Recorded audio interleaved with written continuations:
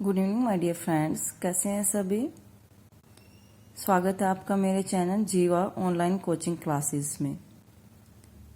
हम 6th class की history के 7th चैप्टर तक कंप्लीट कर चुके थे। 8th चैप्टर का नाम है हमारा अशोक, एक अनोखा सम्राट जिसने युद्ध का त्याग किया। युद्ध का त्याग कौन से सम्राट ने किया? अशोक ने। अशोक कौन से वंश से संबंधित था? मौर्य वंश से। तो देखिए, मौर्य वंश का जो काल माना जाता है वो 322 बीसी से, यानी 322 ईस्वी पूर्व से 185 ईस्वी पूर्व तक माना जाता। अब आता है कि मौर्य साम्राज्य की स्थापना किसने की। सभी इंपॉर्टेंट क्वेश्चन डाले गए इसमें, चंद्रगुप्त मौर्य से, बिंदुसार से और अशोक से। मेन तो 3 सम्राट यही हुए थे। इंपॉर्टेंट जो है क्वेश्चन एग्जाम में इन्हीं से बनता है। और भी बीच में थे जिनके ऊपर कभी क्वेश्चन नहीं आता, तो आप इनमें से ही आप इनको अच्छे से रिवाइज करना। तो मौर्य साम्राज्य की स्थापना चंद्रगुप्त मौर्य ने की थी लगभग 2300 साल पहले। चंद्रगुप्त मौर्य कौन थे? अशोक के दादा थे। देखिए, इसका मौर्य साम्राज्य का जो स्थापना थी वो लगभग 2300 साल पहले हुई थी, लेकिन इसका पतन 2200 साल पहले। चंद्रगुप्त मौर्य के दरबार में एक व्यक्ति रहता था, यानी जो चंद्रगुप्त मौर्य का जो प्रधानमंत्री था वो कौन था? चाणक्य, कौटिल्य, विष्णुगुप्त। तीनों एक ही व्यक्ति थे, नाम अलग अलग थे। चाणक्य, कौटिल्य, विष्णुगुप्त। चाणक्य ने एक पुस्तक लिखी थी, इंपॉर्टेंट क्वेश्चन। चाणक्य ने कौन सी पुस्तक लिखी? अर्थशास्त्र। अर्थशास्त्र पुस्तक चाणक्य ने लिखी। मौर्य वंश की राजधानी, मौर्य वंश की राजधानी कौन सी है? पाटलिपुत्र। कौन सी है? पाटलिपुत्र। मौर्य वंश के 3 महत्वपूर्ण राजा कौन कौन हुए अभी बताया मैंने आपको। चंद्रगुप्त, चंद्रगुप्त का बेटा बिंदुसार और बिंदुसार का पुत्र अशोक।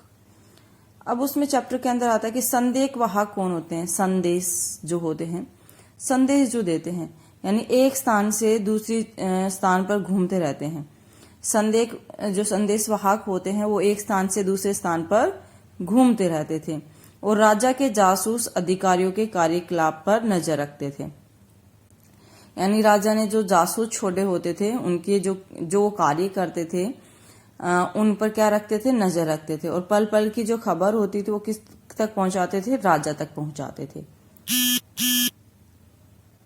इसके बाद देखिए, उत्तर पश्चिम की कौन सा जो स्थान है वो किसके लिए प्रसिद्ध था? तो उत्तर पश्चिम कंबल के लिए, दक्षिण भारत सोने और कीमती पत्थर के लिए प्रसिद्ध था। उत्तर पश्चिम उस समय, यानी जब मौर्य वंश का शासन काल चल रहा था, यानी अशोक का जब शासन चल रहा था, उस समय उत्तर पश्चिम किसके लिए प्रसिद्ध था? कंबल के लिए। दक्षिण भारत किसके लिए प्रसिद्ध था?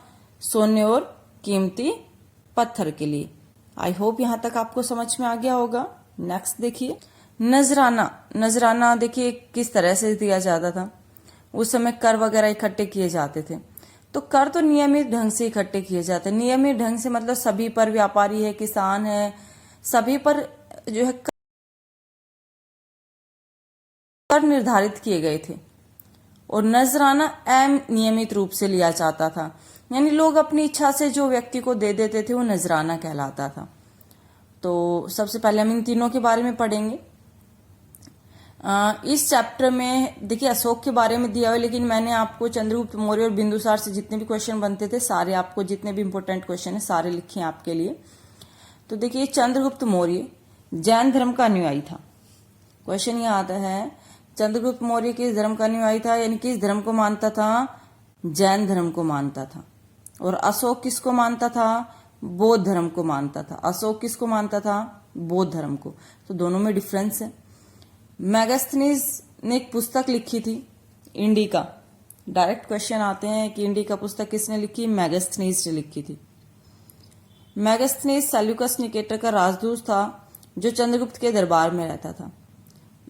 चंद्रगुप्त के दरबार में कौन रहता था? मैगस्थनीज, जो कौन था? सेल्यूकस निकेटर का राजदूत, जिसको, यानी सेल्यूकस निकेटर ने जब चंद्रगुप्त मौर्य के शासनकाल में आक्रमण किया था तो 305 ईस्वी में चंद्रगुप्त मौर्य ने सेल्यूकस निकेटर को हरा दिया था। अब आता चंद्रगुप्त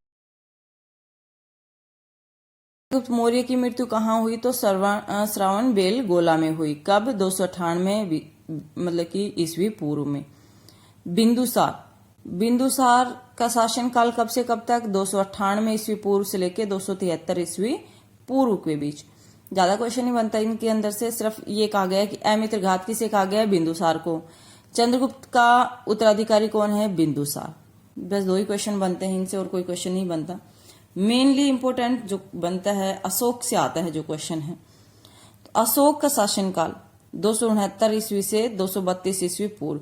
ईस्वी पूर्व का मतलब पीछे की साइड जो है, हम पीछे की साइड वापस जाते काउंट करते हुए। आपको लग रहा हो कि 269 से स्टार्ट हुआ, पीछे कैसे चले गए। ईस्वी पूर्व यानी पहले जो पीछे की तरफ जो ईसा पूर्व जो होता है उससे काउंट किया जाता था। कलहण की राज तरंगिणी। अब ये क्वेश्चन तो ये आ गया कि कलहण ने कौन सी पुस्तक लिखी, राज तरंगिणी के अनुसार श्रीनगर की स्थापना किसने की, अशोक ने। क्वेश्चन ये आता है श्रीनगर की स्थापना किसने की, अशोक ने। 261 ईस्वी पूर्व में अशोक ने कलिंग पर अधिकार किया। यह क्वेश्चन ये भी आ जाए, अशोक ने कलिंग पर आक्रमण कब किया, तो आक्रमण किया 261 ईस्वी पूर्व। अशोक के समय में ही शिलालेखों का प्रचलन हुआ था। 13वां शिलालेख के अंदर क्या मिलता है, कलिंग युद्ध और हृदय परिवर्तन। यानी कलिंग का युद्ध होता है, उसके बाद उसका हृदय परिवर्तन होता है। हृदय परिवर्तन मतलब कि उसका जो नजरिया है युद्ध के प्रति वो चेंज हो जाता है, क्योंकि काफी संख्या में जो है युद्ध में लोग मारे जाते हैं, बहुत ज्यादा खून खराबा हो जाता है।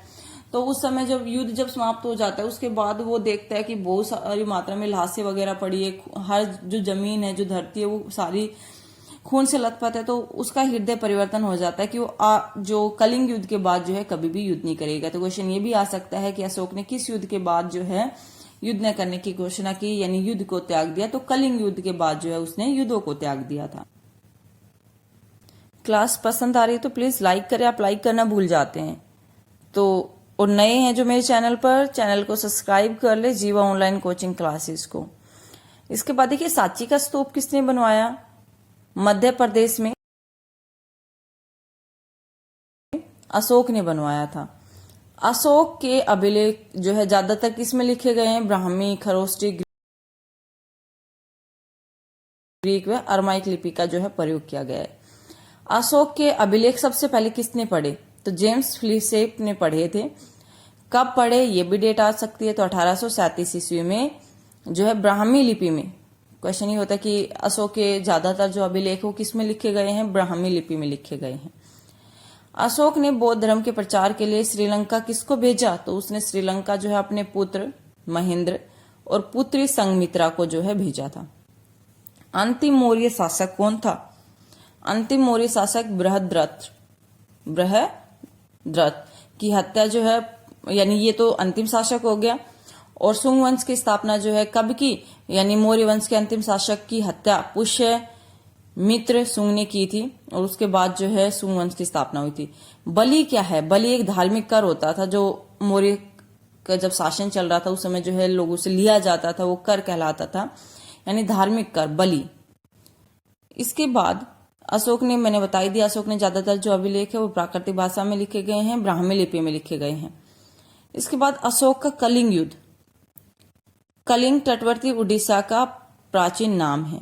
कलिंग किसका, उड़ीसा का प्राचीन नाम है। क्वेश्चन देखिए वैसे आ सकता है कि कलिंग जो है बंगाल का प्राचीन नेम है, मतलब कोई भी 4 ऑप्शन दे दी तो आंसर क्या होगा, उड़ीसा का। कलिंग किसका प्राचीन नाम है, तो उड़ीसा का। अशोक के धम्म में किसी देवता की पूजा, यानी उसने एक धर्म की स्थापना की, धम्म की स्थापना की। किसने, अशोक ने। कब, जब कलिंग का युद्ध समाप्त हो जाता है तो कलिंग के युद्ध के बाद उन्होंने एक धर्म की स्थापना की, यानी कि उसमें किसी भी देवता की पूजा अथवा किसी कर्मकांड की आवश्यकता नहीं थी। उसने कैसे धर्म की स्थापना की, यानी किसने, अशोक ने। और जो धर्म के प्रचार के लिए जो दूत थे वो कहाँ कहाँ भेजे, तो सीरिया, मिस्र, ग्रीस और श्रीलंका। देखिए 4 जगह है, ऑप्शन में 3 मिलेंगे, कोई और अलग से दे दिया, तो चारों आपको नाम याद होने चाहिए। उसने धर्म के दूत के लिए कहाँ कहाँ भेजे थे दूत, सीरिया, मिस्र, ग्रीस श्रीलंका। अब 2 स्थान और थे पाटलिपुत्र के अलावा, तक्षशिला, उज्जैन। तक्षशिला कहां पर है? उत्तर पश्चिम और मध्य एशिया के लिए आने जाने का मार्ग था। तक्षशिला क्या था? उत्तर पश्चिम और मध्य एशिया के लिए आने जाने का मार्ग था। उज्जैन उत्तरी भारत से दक्षिणी भारत की तरफ जाने वाले रास्ते में पड़ता था। आई होप आपको अच्छे से समझ में आ गया होगा यहाँ तक। तो आपको देखिए कंप्लीट आपको ये सारे क्वेश्चन, एक भी क्वेश्चन ऐसा नहीं है कि जो इम्पोर्टेंट नहीं है, सारे क्वेश्चन इम्पोर्टेंट है सभी एग्जाम के लिए। चाहे आप किसी भी एग्जाम की आप तैयारी कर रहे हो तो आप सभी क्वेश्चन अच्छे से रिवाइज करना, नोट्स तैयार करना अपना स्टार्ट कर दीजिए। अगर आप लोगों ने नहीं तैयार करने स्टार्ट किए हैं तो अच्छे से अपने नोटबुक लीजिए और अच्छे से सुंदर सुंदर राइटिंग में अपने नोट्स बनाना स्टार्ट कीजिए और थोड़ा थोड़ा इनको याद करना स्टार्ट कीजिए। जब भी एग्जाम होंगे अभी तो आपको बेनिफिट रहेगा, ठीक है, काफी फायदा होगा इन चीजों से आपको। तो अभी से थोड़ी तैयारी जो आप लोग स्टार्ट करना कर दीजिए धीरे धीरे। तो अगर आप लोगों को क्लास पसंद आई हो तो आपको क्या करना है, लाइक करना है, शेयर करना है अपने फ्रेंड्स के साथ। और जो नए आए हैं मेरे चैनल पे, प्लीज मेरे चैनल को सब्सक्राइब करें। और कोई क्वेश्चन है आप लोगों का तो आप कमेंट्स बॉक्स में आप मुझसे पूछ सकते हैं। कोई प्रॉब्लम है, कहीं इस पे समझ में नहीं आ रहा है तो आप मुझे बता सकते हैं। Thank you and good night.